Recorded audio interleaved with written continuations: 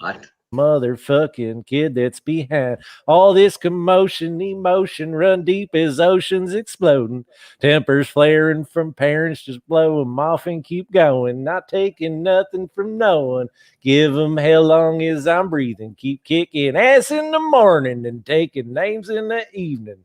Well, I leave 'em with the taste of sour vinegar in their mouth. Well, they can trigger me, but they'll never figure me now. I bet you.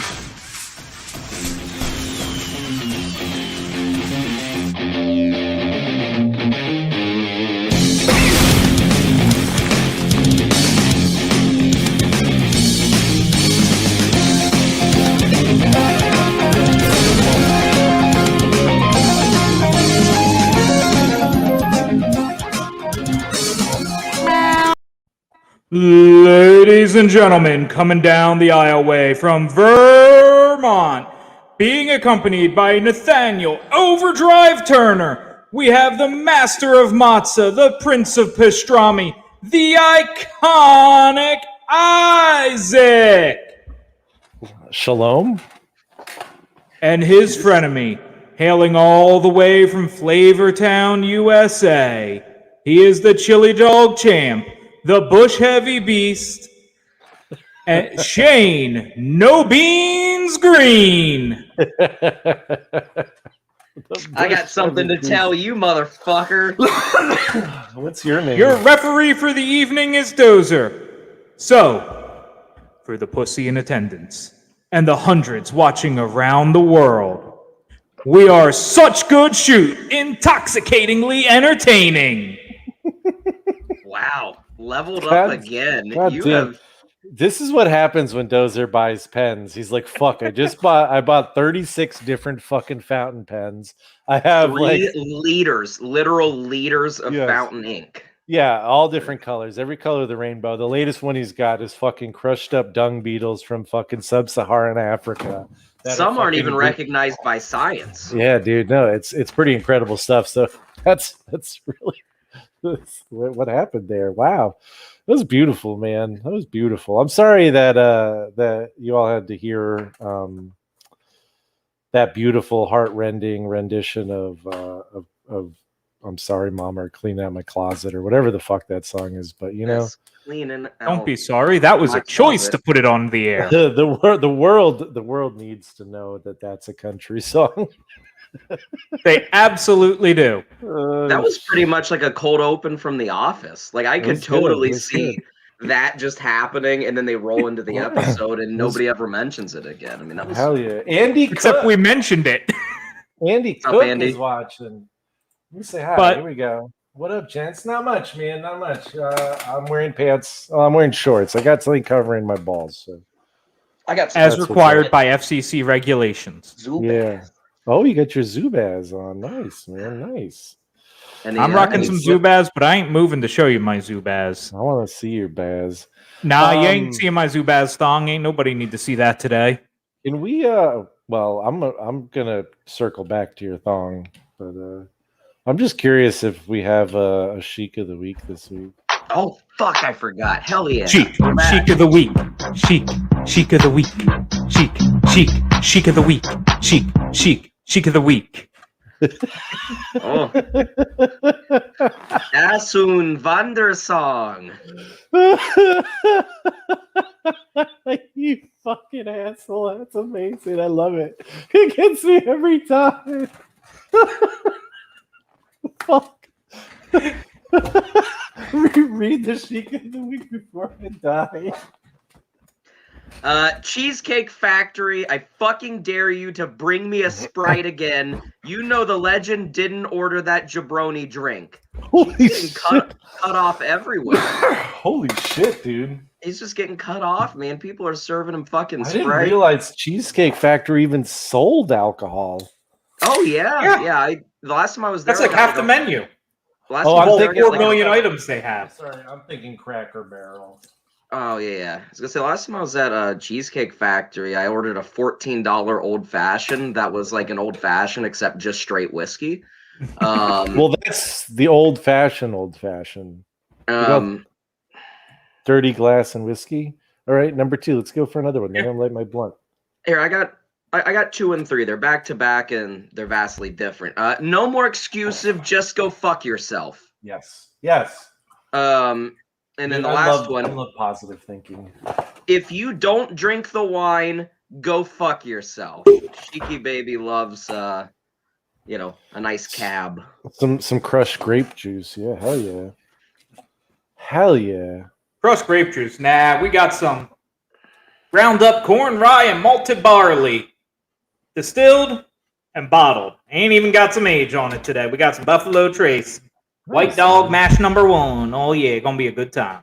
I'm drinking twisted tea in honor of Wade. I know Wade loves twisted tea very much. So and Guy Fieri, man, those are hitting with the Flavor Town action. The Flavor Town.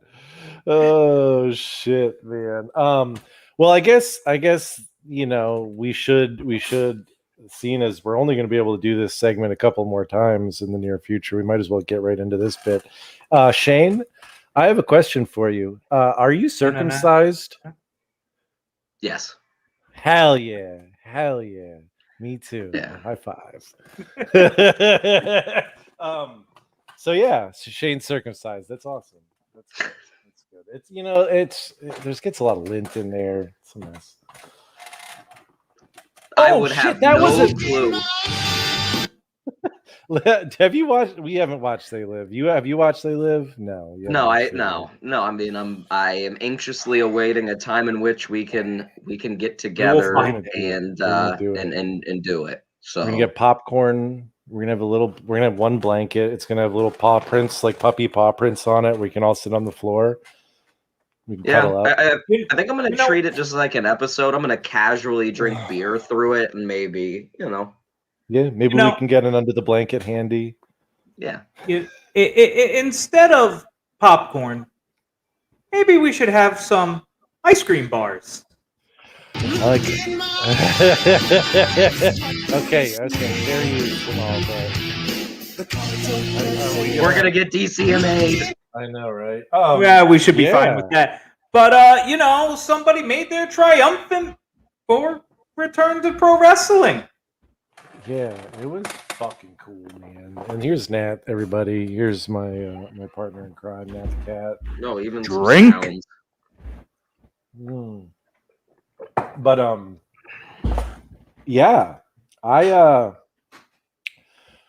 I don't think we talked about this much at all before it happened, because I think all of us were a little skeptical. But so I don't think we ever discussed CM Punk and his return on air, did we? No. Beforehand. I was gonna say, I mean, we talked about it with Chioda for a second, but yeah, I don't think we ever sat down and had a discussion, but on air, but off air, we've talked about it plenty. And I think my take beforehand was that I've always been a huge CM Punk fan. I thought his run was great. I thought everything he did was great. And it's the jury's still out, right? It's still super early. But the one thing that has always worried me about a return, especially after 7 years or whatever it is that you can't ever live up to the expectations people set for you in that time that you're gone. And myself included, but the return itself, the way it was executed, the fact that it was there in Chicago, the crowd, the production of it. I mean, there was one shot in particular where after he stood up on the ramp and he was coming down, and it was a side shot that showed him and the crowd behind him.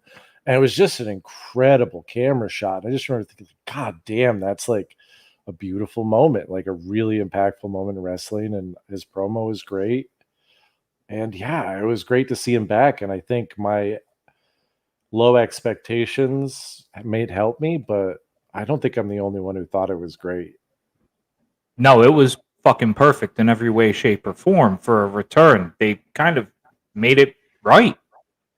We'll have to see if he can actually go at All Out, but that's a different story. He still got the chops on the mic.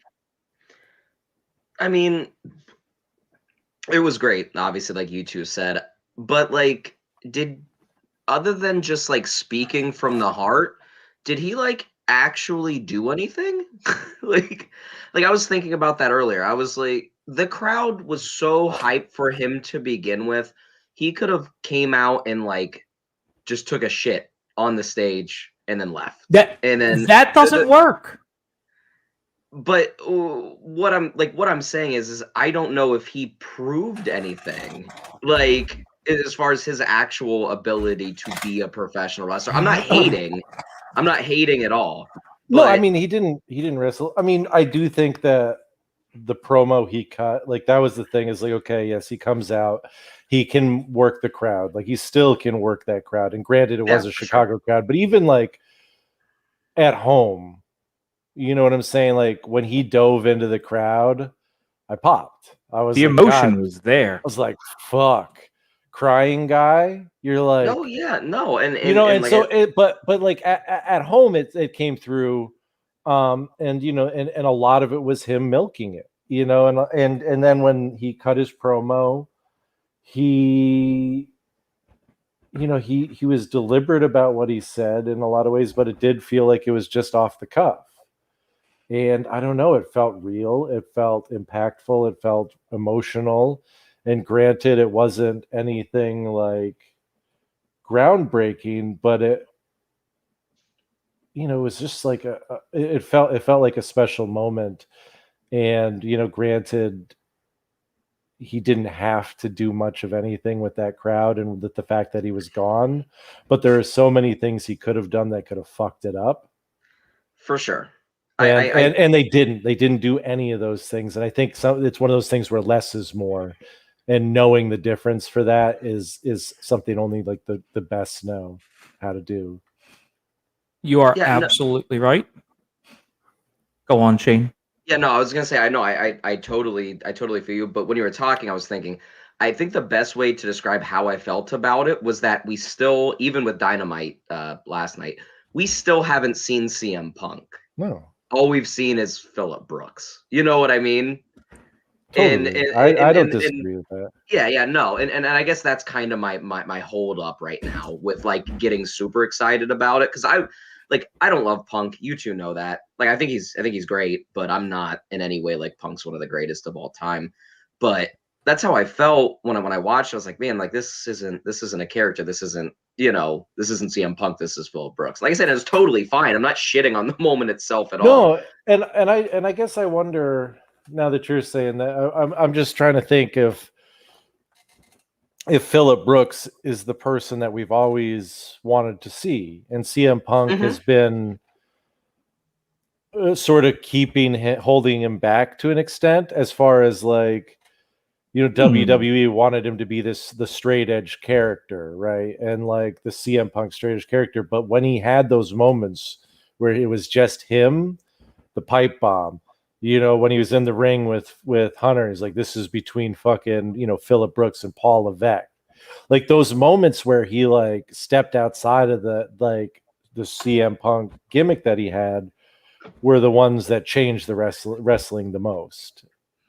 No, yeah, no, and I don't know, and I mean, maybe, yeah, I totally agree with you. And if, you know, in 2 months from now, when he's got a couple matches under his belt, if he's still acting like this is just CM Punk now. You know what I mean? And I'll be able to get over that, you know, that connecting factor. I just wonder he'll go heel eventually, and then I mean, I think that's the thing, is like once that happens, we're going to get to really see what kind of character work he's going to do, because he can't be a heel for a while. He just can't. Yeah. He's so over. I was talking. I don't think he can ever be a true heel. I was talking to Wade about this a little bit. I think maybe last night when I was watching the end of Dynamite with him. And here's kind of a thought: is what if at All Out Darby Allin beats him? CM Punk then turns immediately. They let him do, you know, his little face. He came back couple weeks. Then they have him come out and lose, which, you know, I don't think they're going to do, because that would be obviously a gigantic win for Darby, but then he immediately snaps and turns heel. I think that would be fucking awesome. Yeah, I guess I hadn't really thought about the possibility of him losing clean. I've thought about him like getting DQ'd or something happening and losing other ways, but and I think that would be a good way to like tap into like going back to being CM Punk. You know what I mean? Like I have to get myself back into this right mindset because I went out and I lost my last match. So I'm just going to fucking kill you. huh. Yeah, I wonder. I wonder. I mean, it's hard to tell with the way they book the older guys in AEW. I don't think that's going to happen. Like that's not my prediction, but I think it would be kind of cool and definitely like a twist. You know what I mean? Fucking M. Night Shyamalan. No, then he would just turn back face, and then he would just be the Big Show. And then he would see water and die. He would get on a beach. He would get on a beach, and he'd be 106 years old. One of his arms would be very jacked. Dude, because from jerking off all the time. That's why this arm is fucking powerful as shit. I heard that new old movie is really bad. I heard like a 6-year-old gets pregnant and has a baby. What? But she's not. Yeah, well, because it's like there's a beach. What movie? Old. It's like the new M. Night Shyamalan movie. Oh, I didn't even know he had a new movie coming out. Yeah, it's like people. What are movies? People go to a beach and then they get on the beach, and then when they're on the beach, they get old really quick.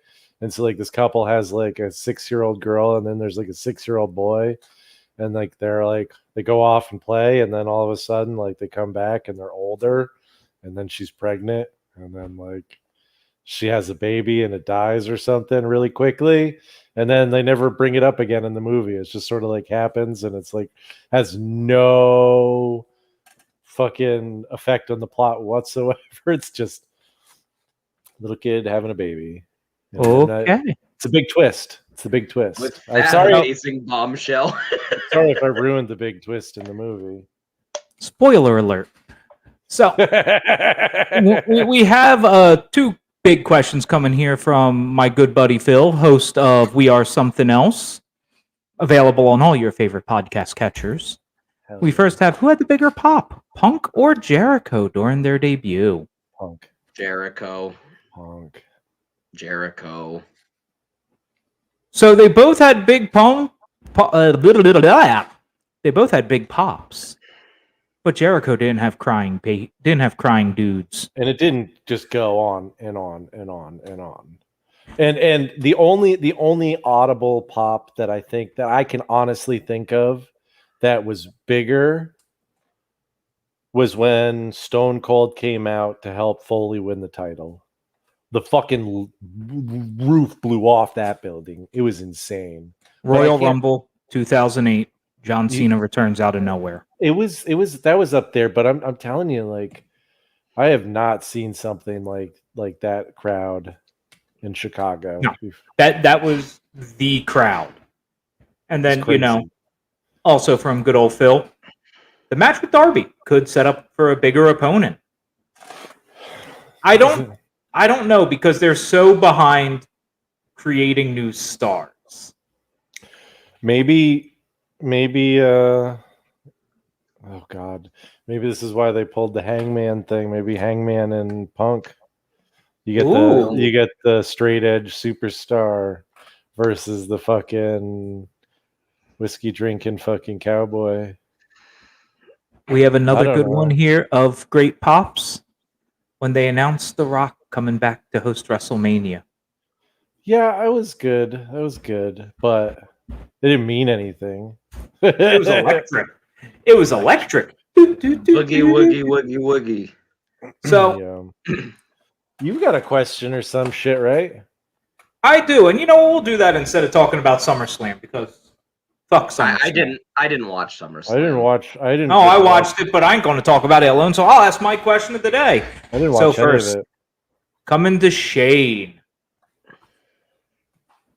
What 2 current wrestlers would you like to watch in a 60-man Iron Man match? 60-minute 60-man Iron Man match? 60-minute Iron Man match. Yeah, clusterfuck. 60 if minutes, any. 60 minutes. I think you can find that shit on the fucking the Rainbow Pornhub, man. So my thought process here is maybe a little bit unconventional. for me, because I'm sure you guys are like, oh, Walter versus Okada, which I mean would be really good. But no, I'm not doing that. I would love to see Kyle O'Reilly versus Will Ospreay in a Okay. 60-minute Iron Man contest. Yeah, Will Ospreay is so good at high flying. He's become a lot better at striking. You know, he's bulked up. He's got better power moves. He can chain wrestle. You Did know, he with the get me best of them. too'd or something? Yeah. You know, I'm not No, taking that into account. I just couldn't remember if he had or he was going. Yes. to. He he was the one where he and B Priestley like blackballed the girl in that promotion. Yeah. Okay. It was That's involved right. with that, but it wasn't exactly the same. Anyways, and then Kyle O'Reilly has cardio for days. He's a technical wizard, a great grappler, a great striker. I just think it would be a really, really fun, really competitive match. I would love to see it. You think he's circumcised? Kyle O'Reilly? Probably not with an Irish name like that. I doubt it. I don't know, but you know what? Before we get to Isaac trying to answer this question, because God knows where he's going to go, we have our good buddy DDJ. What do you say with DDJ and the brand new upcoming Shootin' Shit podcast? What's up, everyone? It's DDJ here from What Do You Say with DDJ and part-time host of Such Good Shoot. The question of the day was, which two current wrestlers would you like to see go at it in a 60-minute Iron Man match? And I think I've got one that would be really, really good, and it was teased for a little bit. I'd like to see our current AEW World Heavyweight Champion, Kenny Omega, and go up against for someone from Impact Wrestling. That being the current reigning X Division champion, Josh Alexander. Both guys can go. Both guys have proven in the past that they can go 60 minutes. And I think these two could put on an all-time classic in a 60-minute Iron Man match. So give me Kenny Omega versus the Walking Weapon, Josh Alexander, in a 60-minute Dream Iron Man match. Thank you, DDJ. Now, I love that man. Yeah. Now, Isaac, who do you want to see? Who do I want to see in a 60-man match? I can't. None of us can do it. 60-minute Iron Man match. Well, it's a simple answer, guys. I don't know why you haven't said it already, but I want to see Adam Cole, baby, versus Shinsuke Nakamura. With red shoes as the official. I just don't know if I would want to watch Shin wrestle an hour. I love Nakamura, but I think in the Tokyo Dome, Wrestle Kingdom 20, I don't know, whatever's coming up. The next Wrestle Kingdom, you got a bolt out there. Like 24 now. Dude. That would be great. It would be great. And what's this? I'm just getting word from our affiliates over at Shootin' Shit. We have another one coming in, another answer coming in from the premier, Joey K. This is the Day 1A1, the Pacific Island Playboy, the premier, Joey K. And the question posed is, what two current wrestlers would I want to see in a 60-minute Iron Man match? And for me, very simple, very easy. Number one, the ultimate, the one who everyone knows, former Ring of Honor Pure Wrestling Champion Bryan Danielson versus current Ring of Honor Pure Wrestling Champion Jonathan Gresham, representing the Foundation. I think that match would tear it down for 60 minutes, keep everybody locked in. That's my pick. Yes. Thank you, Joey. Shane, and you know what? I just saw the tip of fucking Shane's circumcised penis pop up and hit him in the jaw. He got so hard for that. Oh answer. no, that's a good one, man. Isaac, have you ever seen anything from John Gresham? No, I can't say. Oh, okay. I'll have to find. But by your response, I guess it's Oh, he whoops ass. He comes out in like a fucking crazy ass like D&D fucking help me out here. The dude with all of the crazy like creatures and things, you go insane. He was like Oh, a Nazi way Oh. back in the way back in the day. It's like a type of horror now, damn it. Are you talking Bukaki? about Lovecraft or something? Yeah. He comes out and like The Lovecrafty Cthulhu? and yeah, he Like comes the out like a Cthulhu. Cthulhu. Yes, Yeah, yes. okay, Dude, okay. it shit Look at rips. that. Look at that, dude. We should fucking play charades or whatever, and like I'll just guess and you can like do things and I'll be like, first word sounds like cock.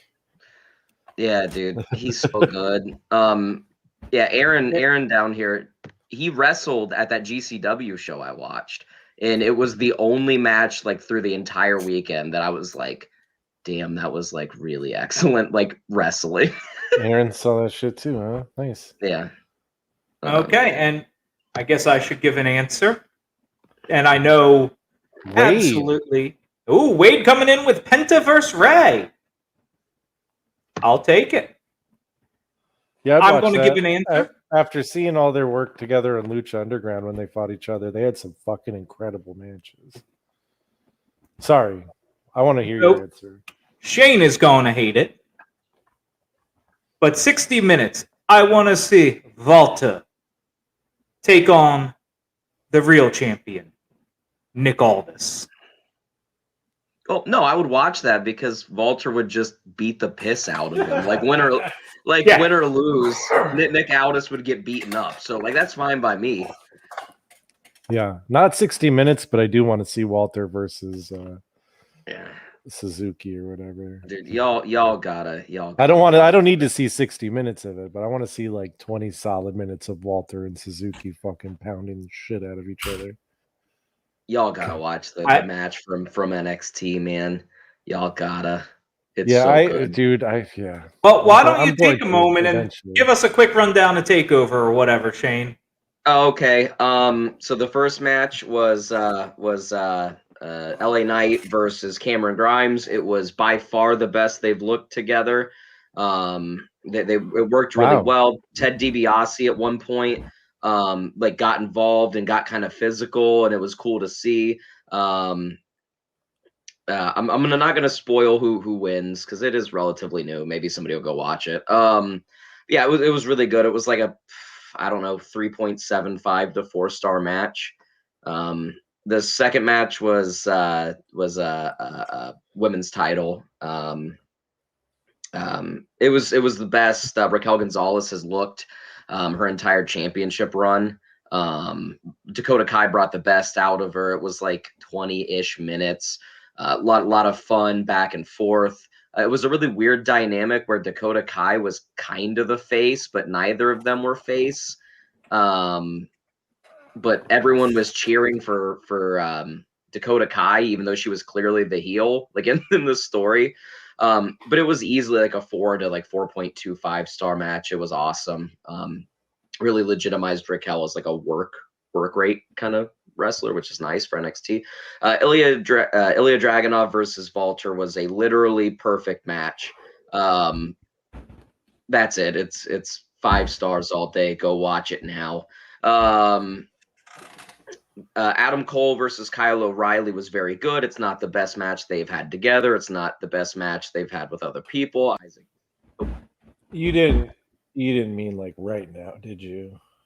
Oh, I mean, you could if you wanted, for sure. I guess I'll wait. But yeah, Adam Cole versus Kyle O'Reilly was good, not great. The first 2 falls were really good. The third fall was kind of unnecessary, but I understand why they needed it in order to finish the 3 stages of hell style match. It's definitely worth a watch. It's like a 4-star-ish. Main event was the weakest point of the night, which was weird, but Samoa Joe and Karrion Kross beat the absolute piss out of each other. Unfortunately, Joe clearly was not ready for that long of a match. He was very tired, like 5 minutes into it, and like doubled over. But it was still like extremely good. It was like a really good match. It was like a I don't know, How 3-2-5 long to has a it 3-5. been? How long has it been since his last in-ring fucking appearance? Like About Oh, 18 months. They said About like 18 months. Yeah. But yeah, I legitimately I think it's one of the best takeovers of all time. I was think very it's fucking good. Oh yeah, I Joe, gotta so you watch watched it? I watched it. Oh We yeah, talked- you did. We were guys- talking about it. Well, yeah, you know, I was, you know, I didn't watch it, but that's just because I fucking haven't had time to do anything other than fucking build copious amounts of spite and anger inside all the fucking spare space in my fucking body. It's been great. It's gonna keep me warm though this winter. I swear to God. I'm not the grumpy one, did they? I know it's awesome, dude. You're so sexy when you're not grumpy. You're sexier when you're grumpy, but Dozer, real quick, what would you rate the entire takeover? 4.84. Yeah, it's legitimately as a whole like a 4.5 star show. It's well, one bite. Everyone knows the rules. that's a real rating. That's a real I'm fucking out. rating. One bite. Everyone knows the rules. The So I'm gonna well, one cock. Everyone knows the rules. Bro, you know that dude gave Chuck E. Cheese like a 4.8? Yeah, he was like, "This is actually pretty good." I fucking hate fucking Barstool Dave, but I swear to God, fucking his pizza reviews are so good. Like I cannot fucking like stand how good he is at reviewing pizza. It's like I do 450 of these a day. He's like, "What do you mean? It's a 9? It's not a fucking 9." So I do 4. I've done thousands of these. It's not a 9. If you put it at a 9, you're saying that there's fucking almost nothing better. My favorite shit in the world was when everything was shut down and companies were just mailing him like 10 fucking pizzas. So he's like on camera begging them not to send him like more than one pizza. And his stupid ass didn't have anything to cut it. And then took those. Did you see the one where he took the edibles at like the start of his little like filming block? Because somebody like mailed them to me. He was like, I don't know, I guess I'm gonna fucking eat them. And you can just see through like 5 straight videos, he's just getting higher and higher up to the point where he's not even able to like cut. Oh, he's got that big dude. pizza cutter. I remember when he pulled that out. Well, there was like the one where he he like got the pizza and he's like, I tried to get these fuckers to send me one. They wouldn't fucking send me one, the cheap fuckers. He was like all pissed off that they wouldn't send him a free pizza. And it's like, dude, you're fucking Barstool Dave. Why do you need a free pizza, you cocksucker? What was the what was the one where like it melted through his fucking oven and then he gave it like a 08 and then he just shit on them every single review? It was like I don't remember which frozen brand it was. God, Red Baron or something. I can't remember either, but yeah. Oh, Red Baron's one of the better ones. Real quick, and then we'll move on from such food shoot. No, we don't need to move on at all because I'm in no hurry to talk about fucking anything. Jax, yes, Joe. But yes, Joe, it was Jax pizza, yeah. We all know the answer is Charlie's. Joe, real quick, shout out to you for the answer to the question. That made me hard, honestly. Yeah, dude, no, I saw the tip. It was great. It's been a while. But like frozen pizza hits different. Like I hadn't had a frozen pizza in a really long time up until like a couple months ago, and like I got it and it burnt the shit out of the roof of my mouth, and I was like, wow, this hits in a completely different way than like a delivery pizza or obviously like a higher end restaurant. Actual pizza. I was like, this shit slaps. Dude, I one of my favorite things to do when we do the podcast is fucking I'll get all baked beforehand and I'll fucking bake one of those DiGiorno's cheese stuffed pizzas, like stuffed crust pizzas. And I'll eat like 2 or 3 slices and I'll leave the rest sliced out on the counter. And I'll just get drunk during the show. And then after, I fucking take that first piss, break the seal. You know how you get like fucking smacked in the face? You're like, oh shit, I'm drunk. And I walk out, and the pizza's right there. And I'm like, God damn, DiGiorno, you are not delivery, and no one would ever mistake you for delivery. But boy, are you diggy or Oh, no. God, dude. Yeah, and then I wake up in the morning and fucking shit my brains out. And it's awesome. All right, Sit over Joseph, shall you? 6 feet of cheese in the crust on that sumbitch or something. It's a lot of cheese. And on that note of 6 feet of cheese, that brings us to Great American Bash 1997, the main event of our evening, as we review this wrestling show. Hey, you know what? Before we get to that, last week on Such Good Shoe, we got to talk to Mike Chioda. Was that last Thursday? Yes. Yeah. If you guys haven't watched that, you should fucking watch that interview. That was a really fun interview. Yeah, absolutely. There was a couple moments, man, that were really interesting, especially re-listening. He sort of insinuated that The Rock is taking a lot of steroids. He talked about rumors of Disney buying. And he was all around a fun guy. I want to have him on again. Like, I just want to party with him, though I don't think I could keep up. I know. Like, the party I want to go to right now is one with Godfather and Chioda. Like, fuck, dude, man. And then whatever was going on with him in the Philippine Islands. 10, Look, 11, 18, and 20, please. we will have those. And you know what? We should probably just bring Kiwi on as a designated driver. Dude, Kiwi, I fucking love Kiwi, man. We got to get him back on. I want to fucking bring Kiwi on and have him fucking do a pay-per-view review. I mean, we have a ton of WCW shows coming up. We can make this happen. But speaking of WCW. All right, let's do it. I'm sorry. Match one. We have a cruiserweight match between Psychosis with Sonny Onoo taking on, depending on which commentator you're listening to, Ultimate Dragon or Ultimo Dragon. And this match was something that looks a lot better on paper than what it was. This was taunting the match. Real quick, God, I just want to base how grumpy Isaac's been recently with the fact that I watched the first hour and a half-ish of this show on a fucking Greyhound on my cell phone.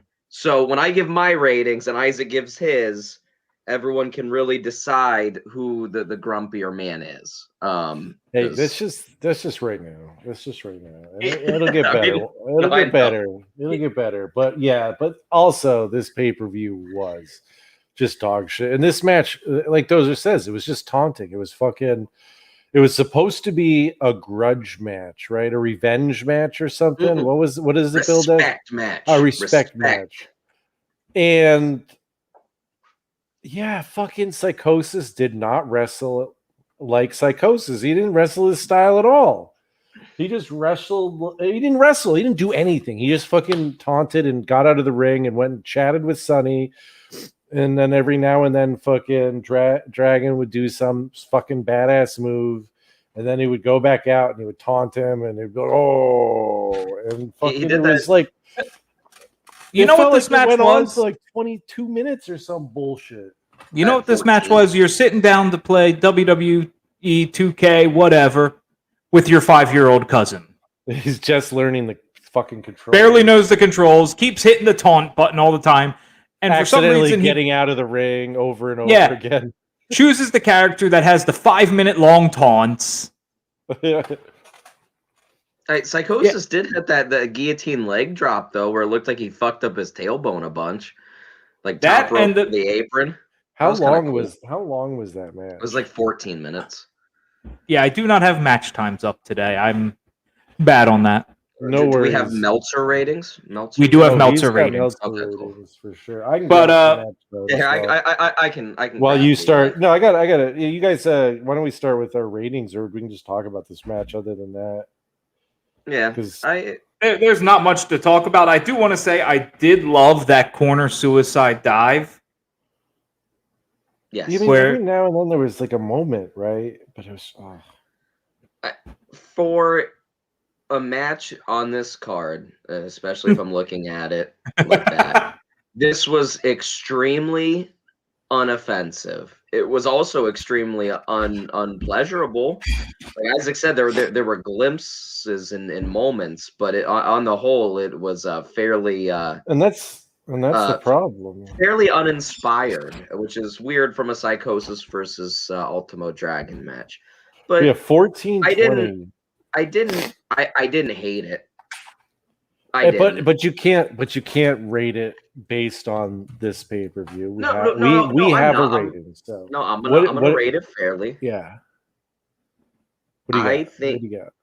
I think it's a 2-star match. I seriously On did a not bus? hate it as much. Yeah, I didn't hate it as much as you guys did, but I was also like in a bad mood on the bus, so maybe Yeah, it was good better enough than to like. It was better than being on the bus. It was Yeah, better I mean, than listen, listening it to was- the man answer his phone Oh, dude. over and over again for getting Yo, a Facebook notification. No, it wasn't. He had a fucking flip phone, dude. It was a flip phone. He would open it up. There would be no call. He would hit the fucking green button and see all of his fake calls, and then he would be like, "Oh shit, I got a phone call." He'd fucking answer it. Anyways, Hello? There's no one there. it was awful. That's awkward. There's no It one was there. awful. These But- guys keep calling me and hanging up. You answer I don't- the phone these days, by the way. Either. I will say it was a very bizarre match. It was strange. The crowd was really into any kick that happened. They love the kicks on this show altogether. But I gave it a 2.3. See, Dozer liked it more than I did. Yeah, I do agree that it was one of the better things on this show. I agree with you there. Dozy, you're crazy. It's not too. I needed to give myself space to go down. Did you remove a couple ribs or what? That's private. Yeah, 1.5 on this one. This was again one of the best things I've seen, but 1.5. At 1.5's a totally fair rating. I thought you were gonna go out of your fucking gourd and give it I like was 0.5. No. This one, like I said, and it wasn't so much. I mean, it had so much more potential. I think that's the whole story of this pay-per-view. But like, Well, at least they told the story, right? You know, like but it was just stupid. Like, you know, like let Psychosis fucking wrestle Psychosis. Like, what are you doing? I And just they even complimented you. You complimented me and I missed it.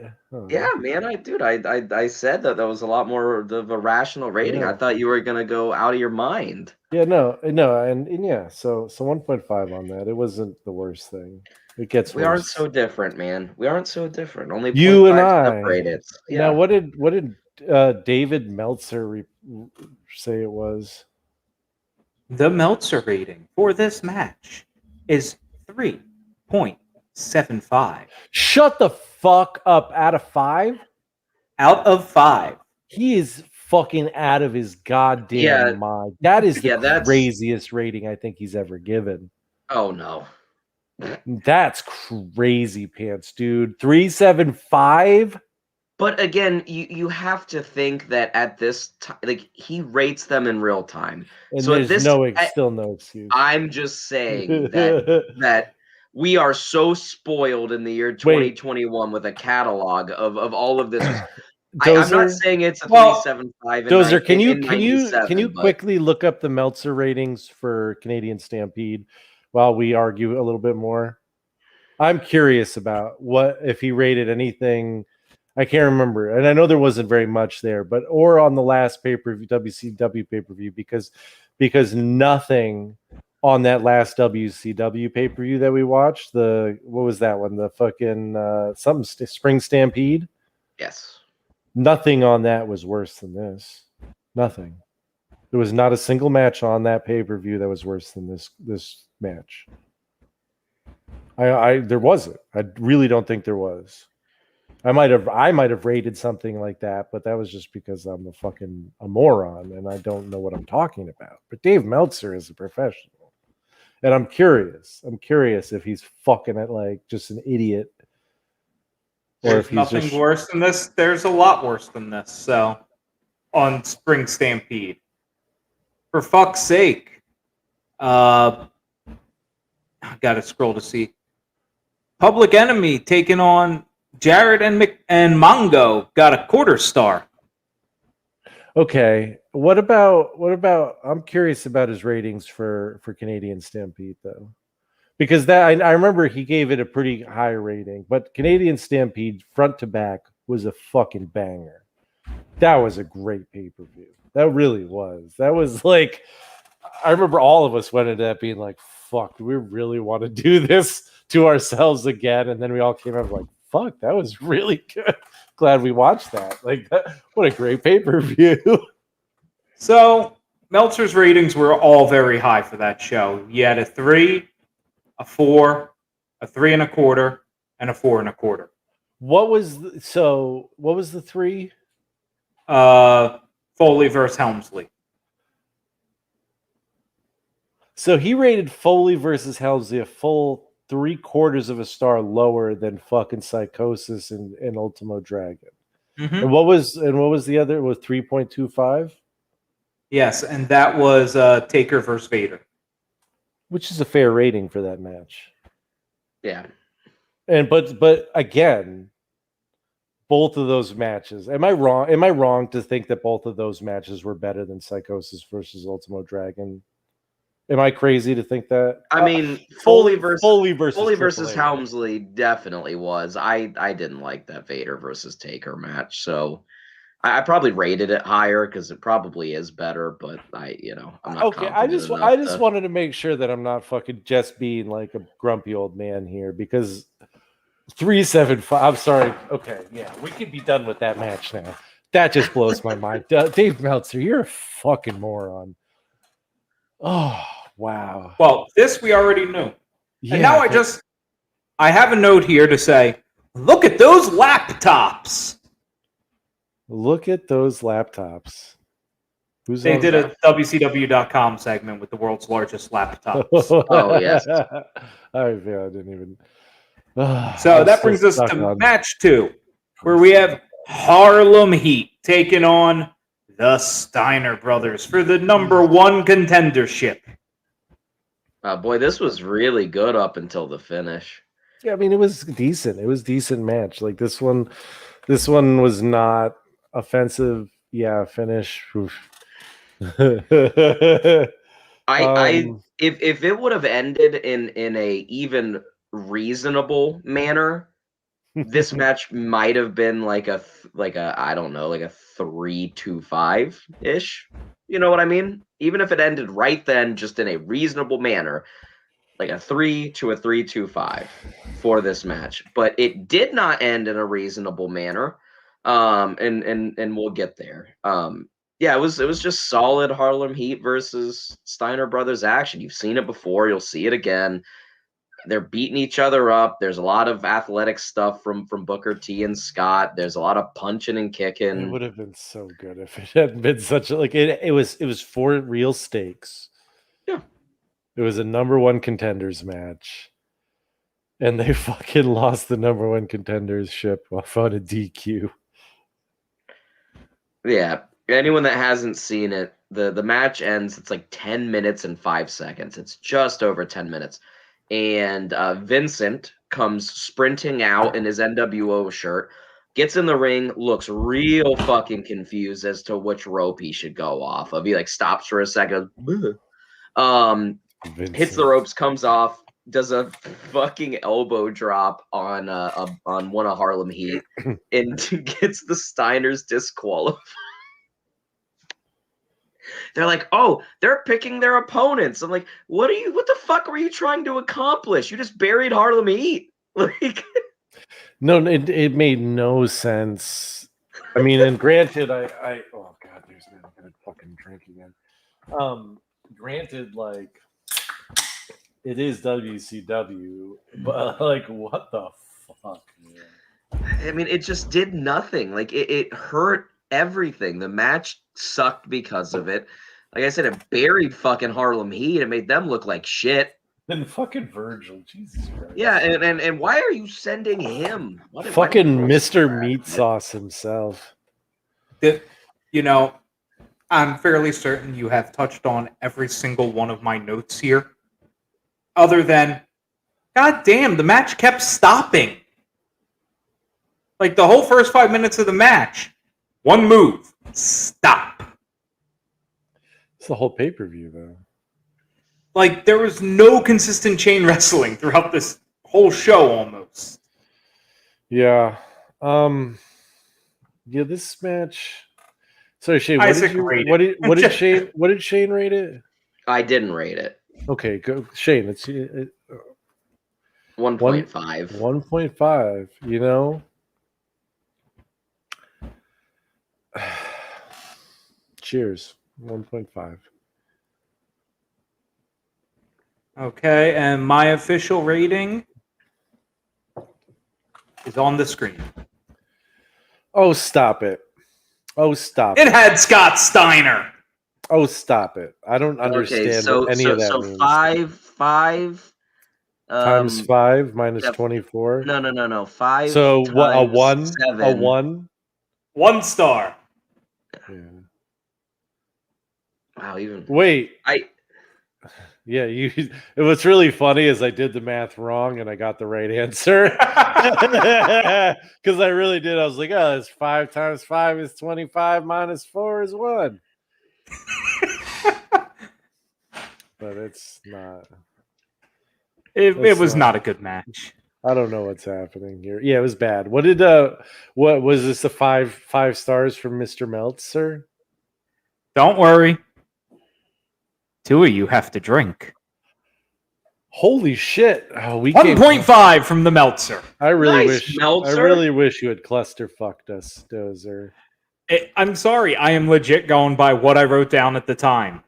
I appreciate that. I will get back to writing down my ratings at the time when I'm not watching this on a Greyhound bus. I So will never write down a rating. I promise you that. that brings us to our third contest of the night, Yeah. where we have Konnan taking on Kutztown's finest, Hugh fucking Morrus. Jesus Christ. Dude, And this match this had is great where booking. I officially get my so much taunting tonight. No.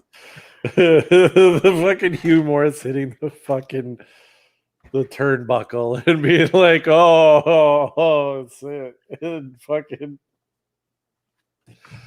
oh, it's so stupid.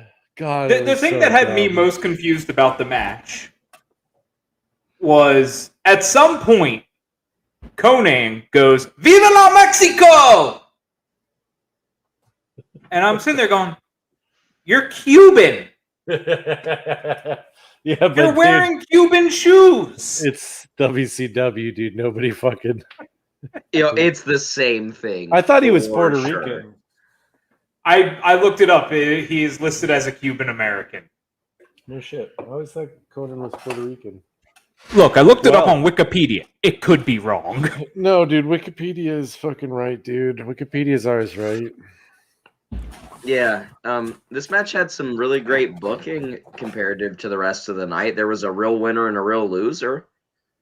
We were the losers yet again. In this Uh, match. There was a lot of hard-hitting action. We had was one of we the- had a modified code red. Yeah, it was one of the better matches of the night for Sunrise. sure. It's one of the It better was- matches of the night. Yeah, it was at least there was a finish. Yeah, I mean, and they both worked hard. I And mean, he submitted the hell out of him, and yeah, I mean, yeah, they it both was worked hard. It wasn't the best end product. 1.75 from me. I don't feel comfortable rating it the same as the first match because I do enjoy it. I did enjoy the first one more. I'm gonna go 2 just because It was one of the few matches that, like, as dumb as it was, and it was dumb. The moonsault and hitting your head on the turnbuckle, like, Jesus Christ. But they did fucking wallop the shit out of each other, which, is kind of something I enjoy. So, yeah. I gave them one of my favorites of the whole. Yeah, this might be my favorite match of the whole card, dude. I do have the note. Why is Hugh Morrus one of the best things so far? Honestly. And Konnan, Konnan is fine. I liked Konnan at this time. But yeah. I gave it a 1.2. And I just want to let you all know, we done fucked up. Oh, yeah? We were all way more positive on this match than Meltzer. I'm sorry? Meltzer gave it a 0.5. Oh, get the fuck out of here.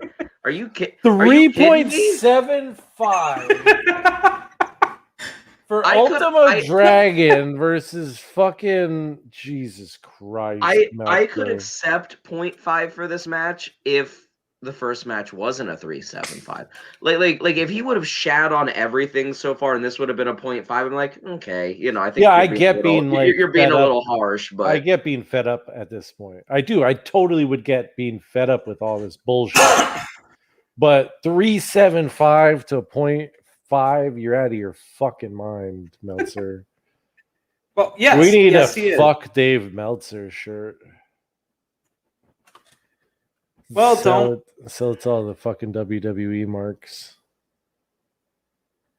So after this match, we have a Public Enemy come out.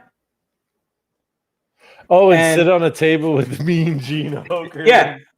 And I never realized how bad of talkers they were. Public Enemy just sucked. Oh, yeah. In general. The one guy, because fuck if I remember who's who. How were they ever over? He sounded like Bobcat Goldthwap trying to do a Philly accent. How are they ever over? I don't know. I don't get it. I don't get it. And they're fucking fat, sloppy fucking pieces of shit. I am fairly certain the only way they got on here was a Make-A-Wish. Oh God, I will have to say that I do really love Public Enemy for one reason and one reason alone. Because without Public Enemy, we would not get to see JBL beat the shit out of Public Enemy with fucking and Ron, dude. Don't leave Ron. Yeah, well, that was where I was going, but I'm a little fucking tired, drunk, and I forgot his name for a second. So I was trying to stall. But you got it. You got me. Yeah, Ron and fucking John beat the fuck out of him, and that was awesome. Normally I don't really like that, when they did it to Meanie. Not a fan, JBL. But that time with Public Enemy, that was pretty funny. That brings us to our fourth contest of the night, out of 15 or so, where we have Wrath taking on Wrath with Mortis taking on Glacier. And Mortis must be handcuffed at ringside. And fucking Glacier must be a martial art expert who got a helmet from fucking some fucking temple in fucking Japan, his dojo, and fucking it got stolen. And fuck me, running this pay-per-view is fucking an hour and 50 minutes too long. We ain't fucking your question. We just haven't gotten there yet. We don't know how we got Heath. We don't know. It happened. How the fuck did you get a Heath Miller interview? Well, it's a funny story. I asked him, and he said yes. Yeah, that's the long and short of it. Okay. I will peel back the curtain, as Shane loves to say. Yes, I asked him, and then I offered him money. Money goes a long way. Yeah, it's amazing what wrestlers will do for fucking money. I think this should be the point that we do note that Virgil did ghost us. Oh yeah, okay. Oh no. Should we talk about this for the last couple minutes and just say this pay-per-view sucked balls? And just say No, we got to talk No, about the pay-per-view. no. Virgil fucking was like, yeah, I'll do the show. He's like, make me an offer. And I was like, I'll give you $100, Virgil. And he's like, can you do 2 or something or 150? And I was like, I'll do 100, Virgil. He's like, yeah, let's do it. And then he just ghosted me because, well, he's too busy with his meat sauce. And I was like, I think it's better to get ghosted by Virgil than it is to interview Virgil. So I'm gonna do that. But yeah, Heath was really nice. I just reached out to him and I talked to him, and yeah, he said yes. So I don't know, dude. If you don't ask, what the fuck, you know? So I asked Ric Flair for fuck's sake, and his wife or his girlfriend responded. And I don't know. was He like, marries them and then he divorces them within the same week. It's hard to I tell. gotta say, she like, I think out of everybody I've tried to contact, I think Ric Flair's girlfriend got back to me the fastest. And I mean, yeah, she said no, but she was so sweet about it. Hopefully we can get Sonny on one of these days. I want to see her fucking butthole. And on that incredible note, speaking of buttholes, during this match, just an odd thing I noticed is they said that the Sinister Minister, whatever the fuck they're calling him in WCW, James Vandenberg was trained at the Museum of Medical Abnormalities in Taipei. Which struck me as odd. One, because I Googled it. There is no Museum of Medical Abnormalities in Taipei. But of all the ones that can make sense, there is a Museum of Medical Abnormalities in Philadelphia. It's called the fucking where is it that the Phillies play?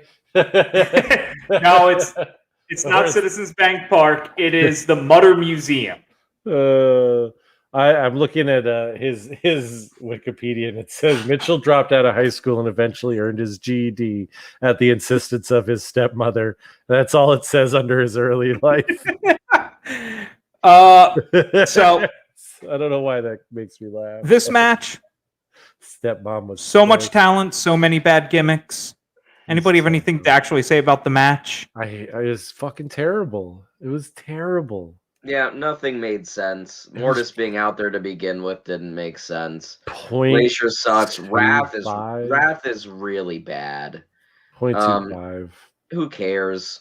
No, it wasn't that bad, man. It was that bad. It was no, it was like a 1. They attempted. It was 12 minutes. They attempted. They both tried. They failed. They fucking failed. My note is it was actually competitive. That doesn't mean it was good. It was not. But I was still a hell of a lot kinder than you guys. I don't know what I was smoking. I got to go find that cigar again because clearly I was loopy at the time. I gave it a 2.25. What? No, that's how you felt after watching it. That's a legitimate rating. No, it's not. Don't be mean to our friend Dozer Eyes. You can be mean to me, but not to Dozer. You can be mean to me, but what were your ratings again, just so I could write them down? And then I could tell you Meltzer's. I gave you a 0.25. 1. So if we take Shane's rating and we subtract Isaac's rating, we get Meltzer's rating of 0.75. Yeah, well, there you go. There you go, Isaac. You're back in good favor with Meltzer here. Fuck that guy. That brings us to our 5th match of the night. Oh, and I also want to point out that Nick Patrick is in his still in his probationary period during this because they talk a hell of a lot about the refs during this show. We have the 5th match of the evening where we have Akira Hokuto with Sonny Onoo taking on Madusa. And the second I saw Sonny Onoo come out, I went, no, get the fuck out of here, go back. I don't like you.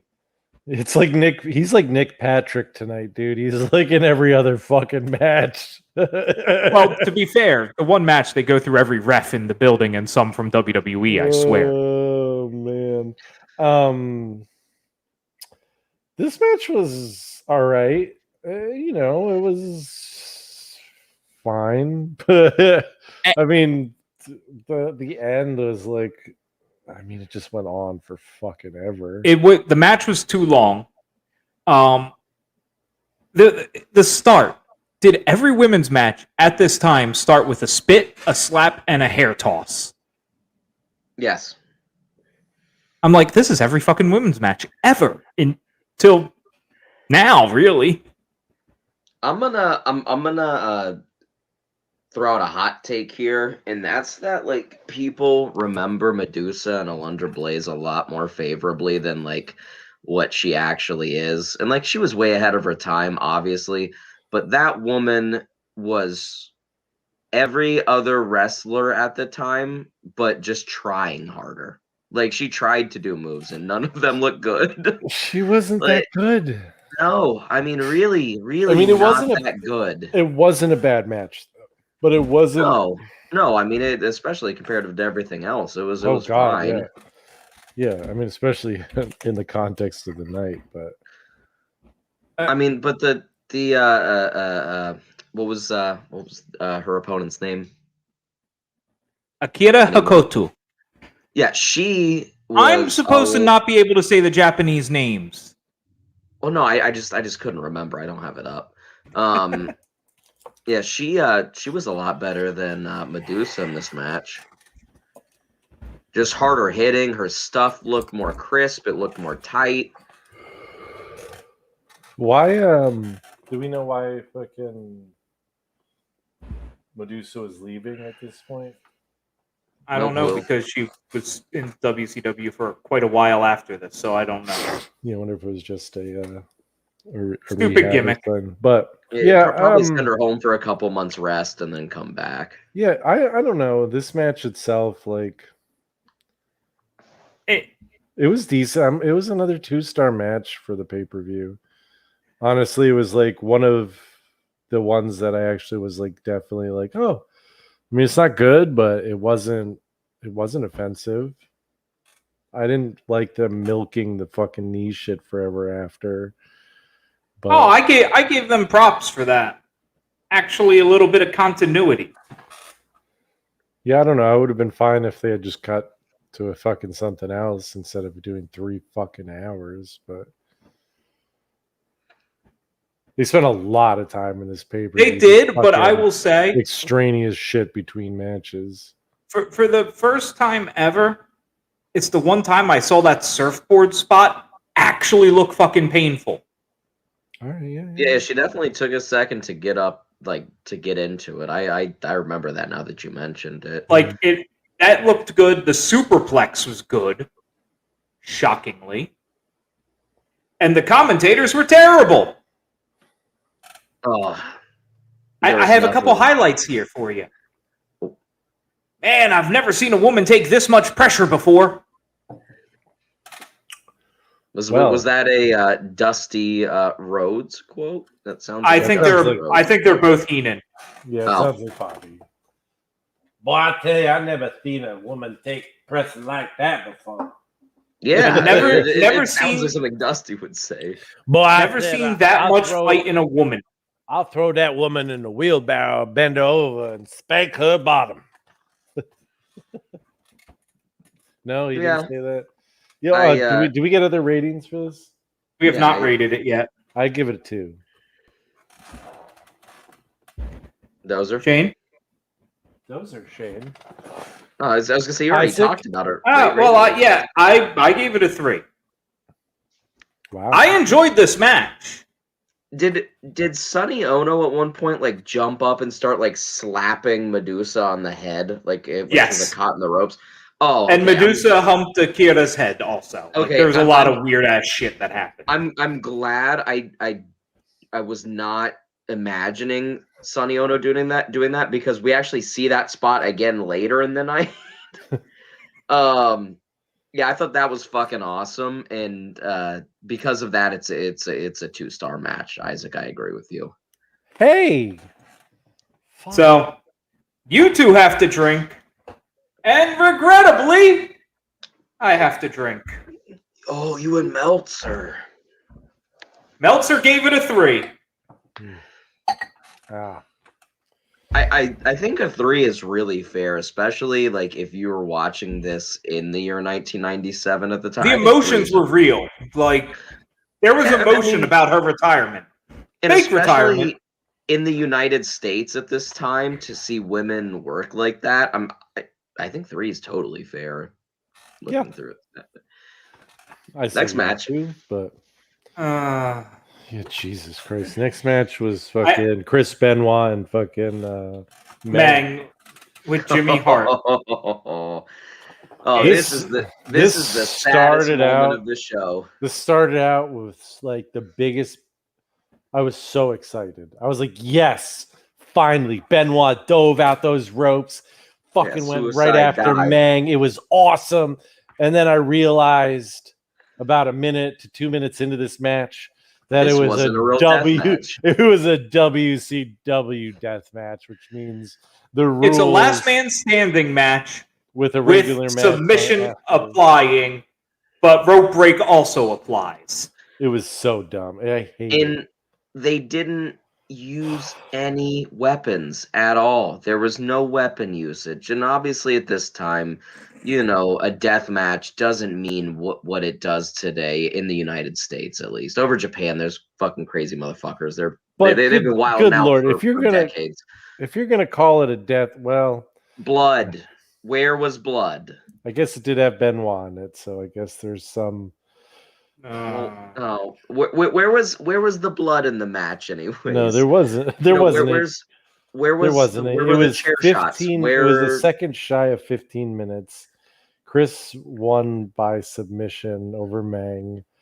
Like the work was fine, but anytime you have a match with rules that convoluted and that stupid, you can't follow along. You just can't. There's no, like, it just doesn't make sense.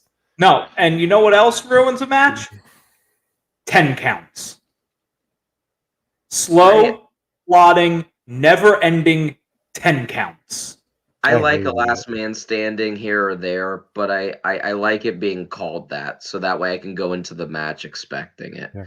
Calling this a death match was stupid. This was a grudge match at best, you know, the way it was presented.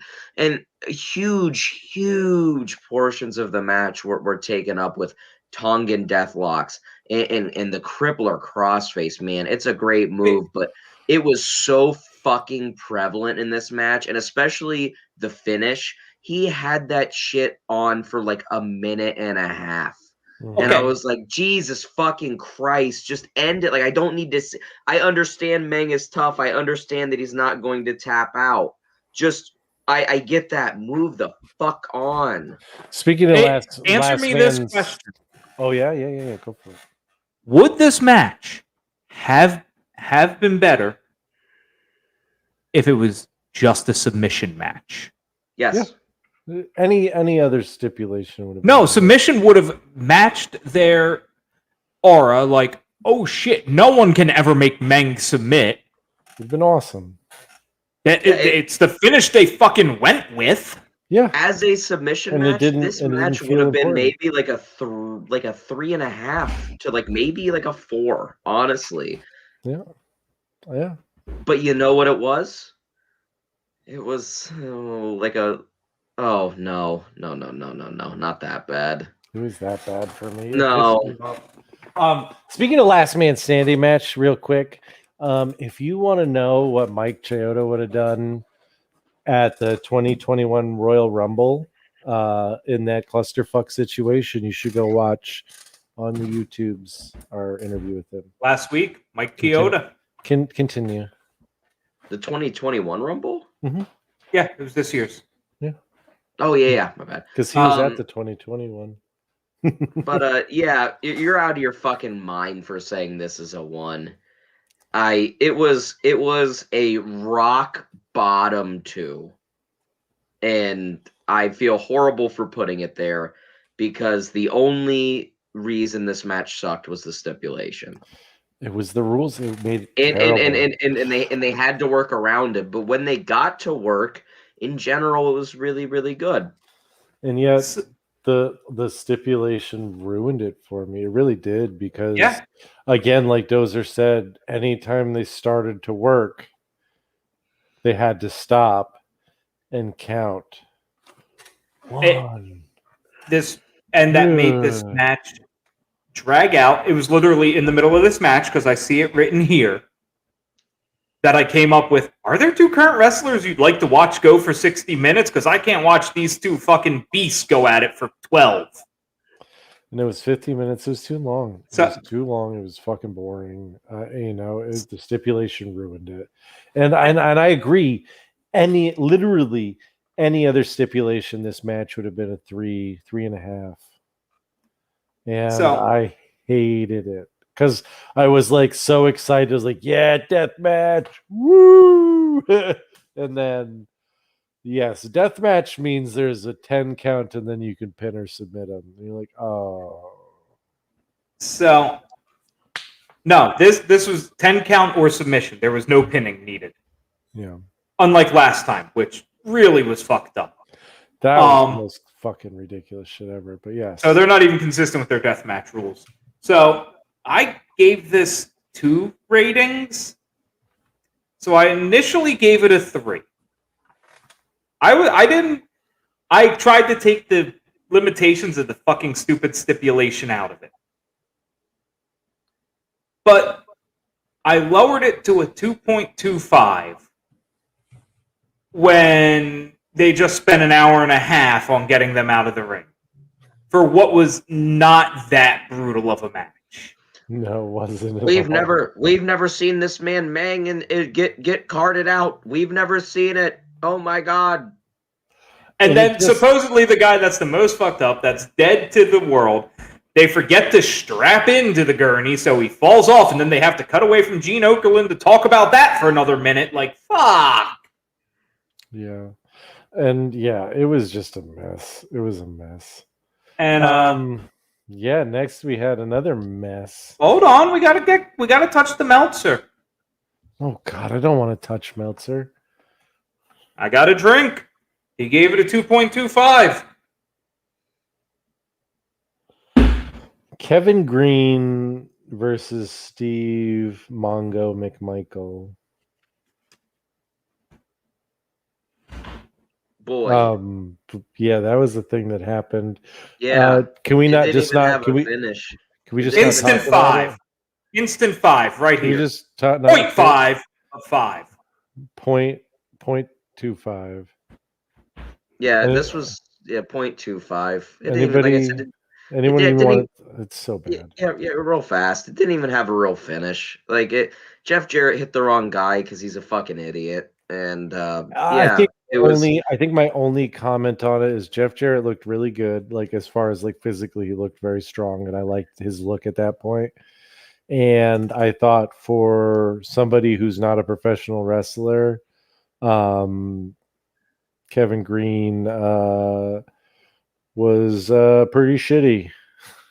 So he did have that really cool shoulder tack off the top. I mean, that was some beef on beef action. I mean, I think the thing that I thought was impressive was that he actually managed to pull off the pulling McMichael down under that guitar shot and make it look almost close to believable.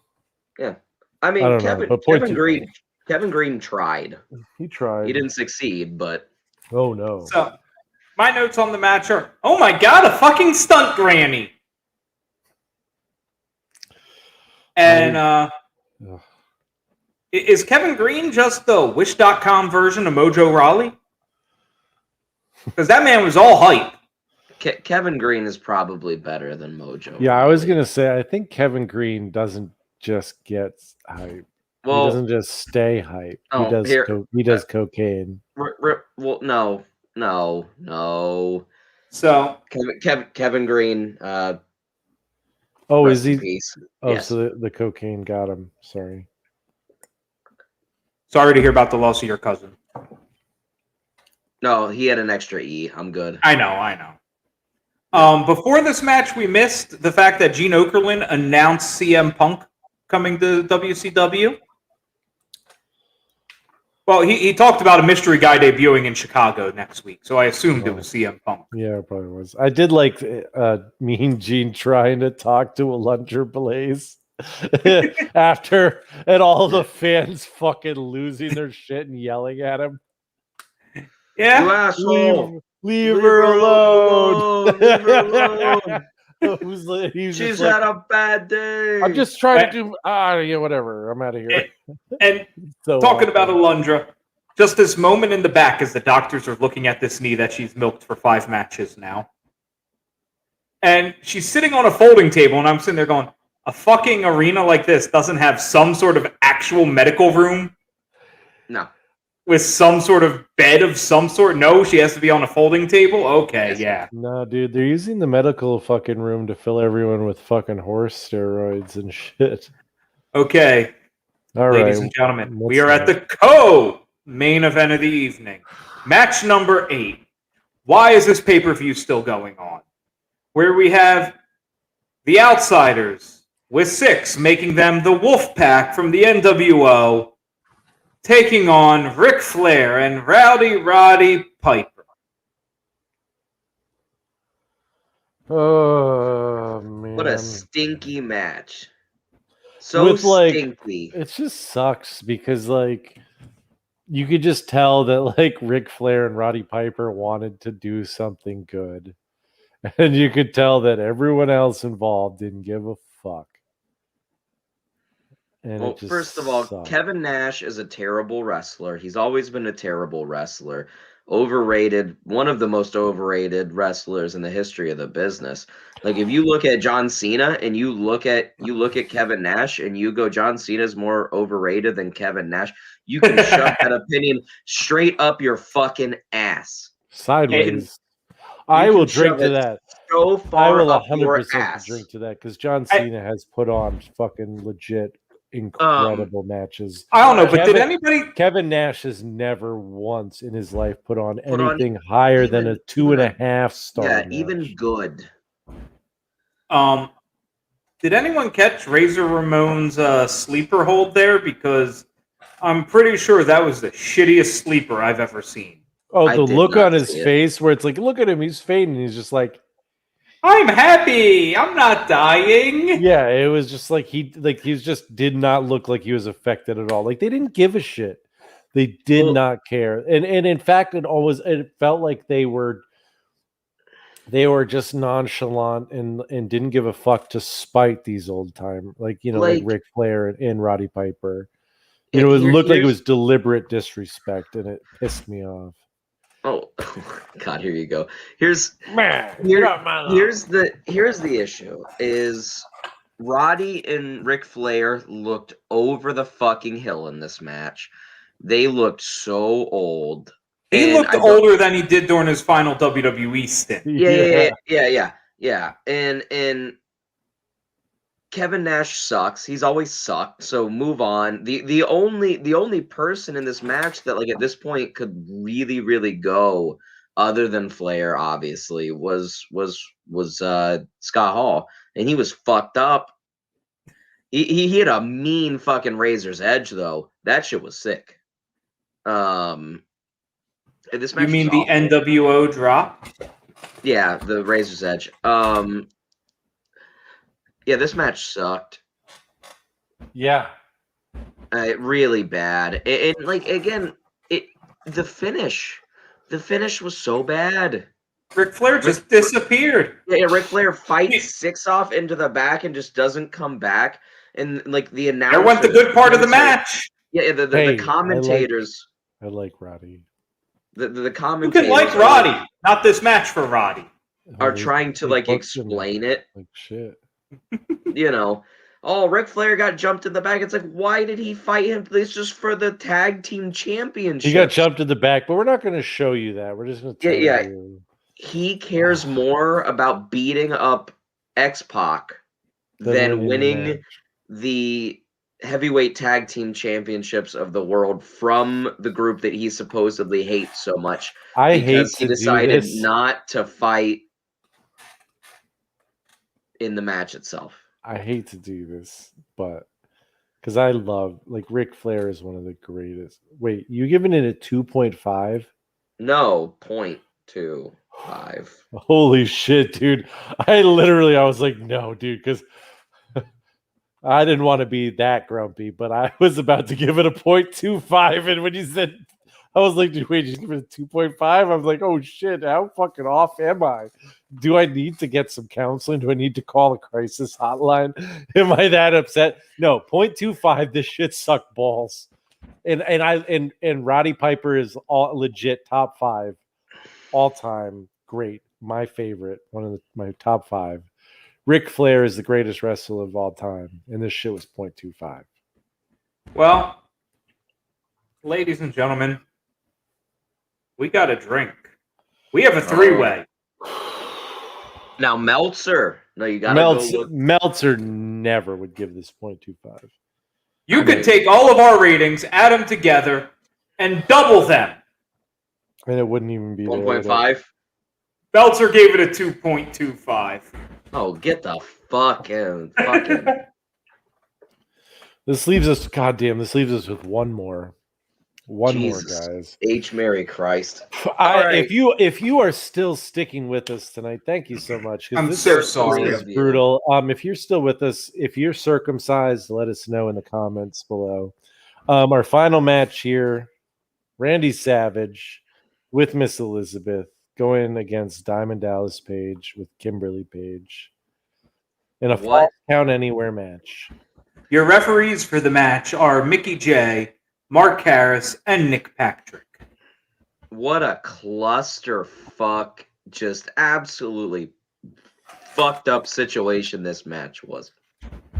It starts with Diamond Dallas Page, who is selling rib injuries, doing a fucking top rope to the outside plancha, which the even the commentator's like, we've never seen him do that move, and he hits it, and then he pops up, and then he's more hurt than Macho Man. It's like, you fucking you idiot. You fucking dumb.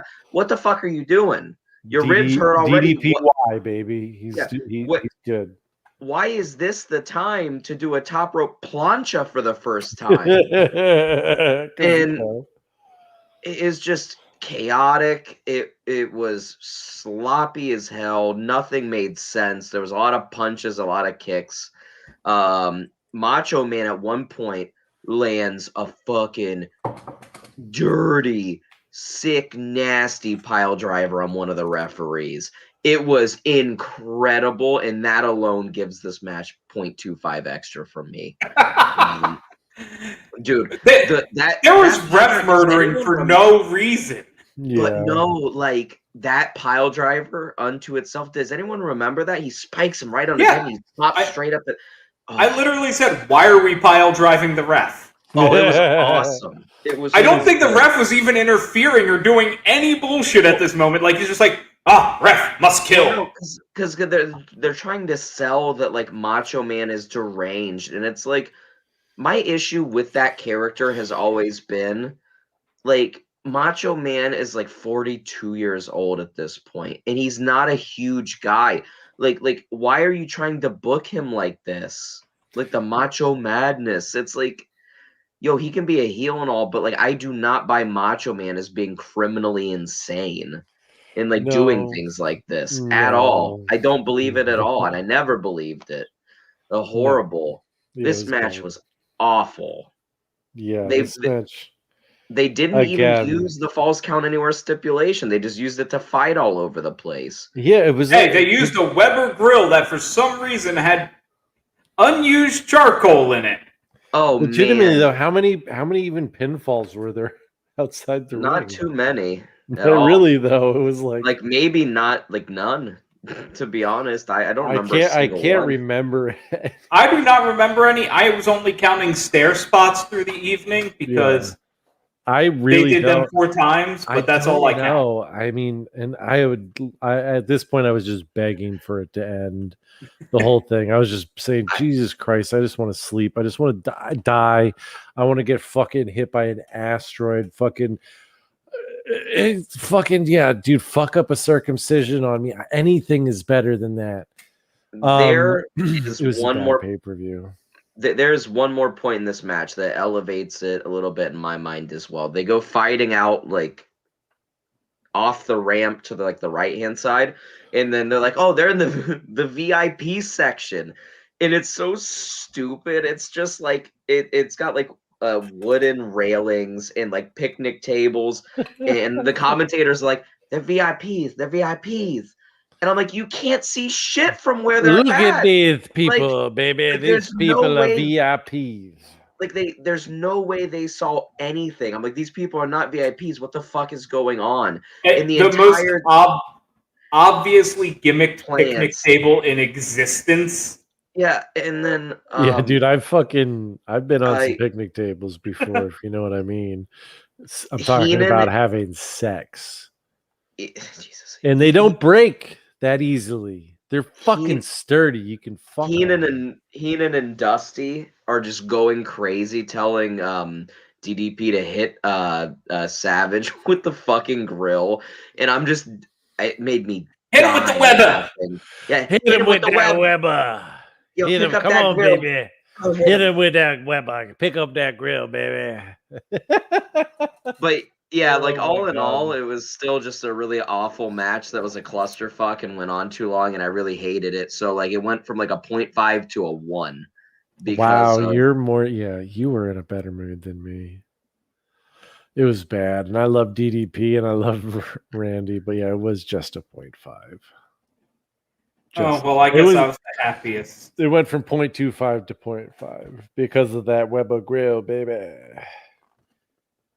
So you were a 0.25. Shane, what No, were I was you? I was a 0.5. 0.5, Shane was sorry. a 1. Yes. I was a 1.35. Meltzer gave this a 4. Well, regrettably, this is tied for the highest rated match of the night at 3.75. Oh, It makes sense. He thought, oh my God, he thought this was better than Foley and Triple H. All right, gentlemen. Total ratings for the entire show. Isaac, go ahead. This is a 1. This is one of the worst pay-per-views I've seen in a long time. You know, This if they would have cut really- 5 matches out and made it 2 hours, even if they were the worst matches, this would have been a better pay-per-view. God, it was so bad. Yeah, Especially it was a coming off lot the long. heels of Canadian Stampede and Spring Stampede, which were both surprisingly good. Canadian Pay-per-views. Stampede was 4 matches. That falls almost right in the sweet spot of 4 to 6 matches for a pay-per-view. And like, granted, it's but 250 was a long time for this Yeah. shit. Never Dozer? ended. I'm agreeing with Isaac, mostly because I don't feel like coming up with a lower rating. Because it was fucking shit. I never want to watch it again. No, I hope they take it off of Peacock. No, it deserves to be on there because This it get- is. this- Shane, what are you gonna give it? God, I hate you already. It's a 1-star show. Yes! No, I mean it is. I will never watch a match from this show again. It won't happen. I will tell everyone to avoid this unless you want to punish yourself. And listen, You know what's funny, though? watching bad wrestling is worth it because then you remember how good other wrestling is. You can't just have too much of a good thing. You have to punish yourself, and this is a great show for it. Oh, it's great for that at least, And but Meltzer gave it what, a 3.5? he doesn't rate do the whole show. ratings. Well, that's right. Oh, at least we don't have to clusterfuck then. Or is No, it a I mean- clusterfuck because Meltzer didn't? All right, let's finish it. No, Let's finish it off. It's a 3 if we all. It's a 3-way if we agree. It's a clusterfuck if we agree with Meltzer. Okay. All right. And if DDJ agrees with our ratings, like we're just getting shit faced. Woo, woo, woo. But you know what? Isaac what? plugged some shit. Plug some shit. Go to wrestlingwithjohners.com. Johners Podcasting Network. Home Dude, to they've lot- added a shit ton of podcasts lately. Or Yeah, download the app. Download the app. Yeah, we got On, there's an app. Yeah, go to if you're Google cool. Play. If you're cool and you don't have one of those fucking those iPhones, then go to Google Play Store and download the app. You can find all their great shows on there. There's some really good ones. Our good friend Sarah Visick from Buckle Bomb Entertainment is on there now, which is Just awesome. recently joined. There is a wealth of wrestling content for literally no money. There is. Go check it out. So much. And I'm going to say this right now. If you are in the Chicagoland area, if you're in the Chicago area and you want to go see All Out, okay, here's my advice to you. If you know who I'm talking about when I say Wrestling Rain Man, if you watch our show enough, I suggest offering him a hand job, a blow job, a butt job, whatever it takes, or just a nice hug. That's probably what he would nice like hug. a little more. I want to say, DDJ, I'm so happy for you. That's all I'm going to say. Go to our Patreon, patreon.com/suchgoodshoot. You can go to suchgoodshoot.com. We have our store there. You can catch all our back episodes. Go to YouTube. If you're not subscribed to our YouTube channel, if you don't like us, if you ever ring the bell icon, I fucking hate you. Like legitimately, you make me angry. So go do that so I don't have to hate you because I want to like you. I think that's about it. I think that's all we got to do. Watch all our friends like Brad Marcus at Toilet Side. I don't want to hate anybody, so fucking subscribe. That's it. Brad Marcus at Toilet Side. DDJ, what do you say with What DDJ? kind of sells that to watch the show? dude, if anyone's still going right now, they're with it. They're riding with us. They're riding with this fucking gravy And train. on that incredible bombshell, Yes, get your pets circumcised. spayed or neutered, and have a great fucking night. I love. Thank you for listening to this edition of Such Good Shoot. If you are on YouTube, please remember to like, subscribe, and ring that bell icon. Or subscribe to us on your favorite audio catcher. Or finally, if you're on Facebook, leave a comment, like the video, and make sure to share it out to all your friends. Until next time, we have been Such